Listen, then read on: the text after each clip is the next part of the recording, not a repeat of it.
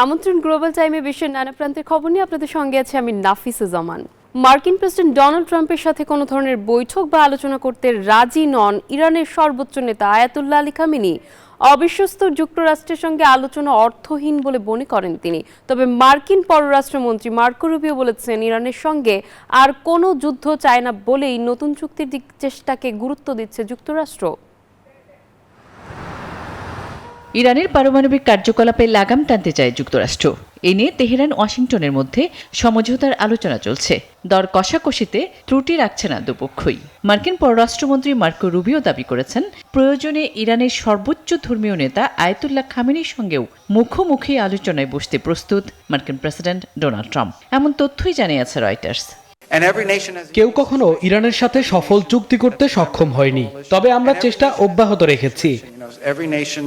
ট্রাম্পের সঙ্গে মুখোমুখি বৈঠকের সম্ভাবনা নাকচ করেছেন ইরানের সর্বোচ্চ নেতা আয়াতুল্লাহ খামেনি। বলেন, যারা আলোচনার পাশাপাশি যুদ্ধের হুমকি ও লড়াইয়ের জন্য সমরাস্ত্র প্রস্তুত রাখে তাদের সাথে আলোচনা নয়।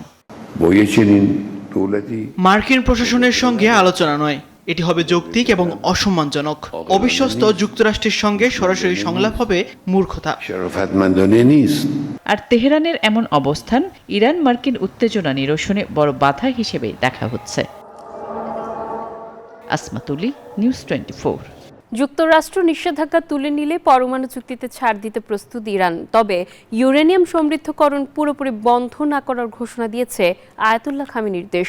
সুইজারল্যান্ডের জেনেভায় আগামীকাল দেশের দ্বিতীয় দফার বৈঠকের আগেই ইসরায়েলি প্রধানমন্ত্রী দাবি তুলেছেন তেহরানের সব পরমাণু অবকাঠামো ধ্বংসের। এমন পরিস্থিতিতে ইরানের দীর্ঘমেয়াদী অভিযানের প্রস্তুতি হিসেবে উপসাগরে যুদ্ধজাহাজ বাড়াচ্ছে পেন্টাগন। ওমানের রাজধানী মাস্কাটের পর এবার সুইজারল্যান্ডের জেনেভায় বসছেন যুক্তরাষ্ট্র ও ইরানের প্রতিনিধিরা। মঙ্গলবারের এই বৈঠকে নিজেদের সবচেয়ে পরিশোধিত ইউরেনিয়ামের ঘনত্ব কমানোর প্রস্তাব দিতে পারে তেহরান।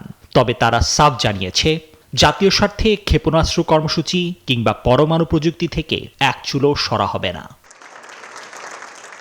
তেহরানের সাথে নতুন যে কোনো চুক্তিতে ঘোর আপত্তি ইসরায়েলি প্রধানমন্ত্রী বেনিয়ামিন নেতানিয়াহুর।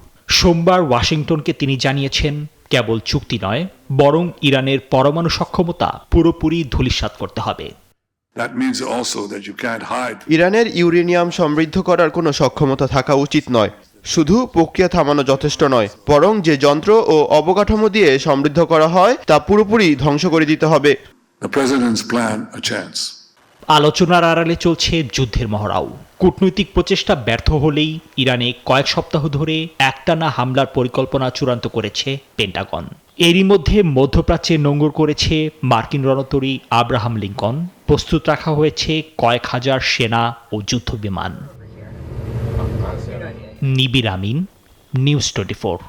যুদ্ধবিরতির মধ্যেই গাজায় ইসরায়েলি বিমান হামলায় আবারও প্রাণ হারালেন অন্তত 11 ফিলিস্তিনি।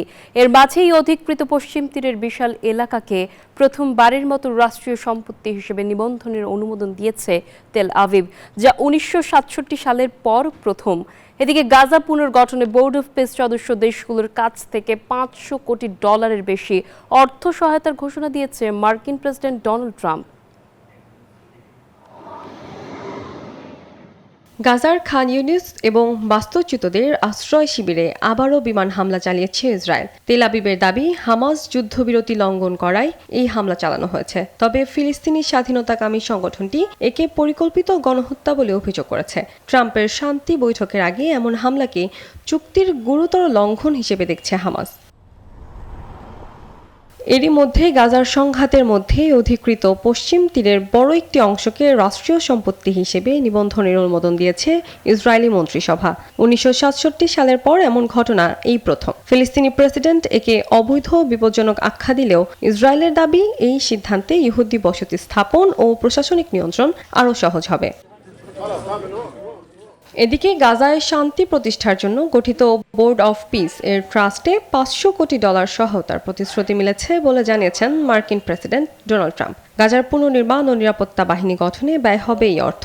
তবে ট্রাম্প শর্ত দিয়েছেন, এই সহায়তা পেতে হামাসকে পুরোপুরি নিরস্ত্রীকরণ ও আগের সব চুক্তি মানতে হবে। Desk report, news 24।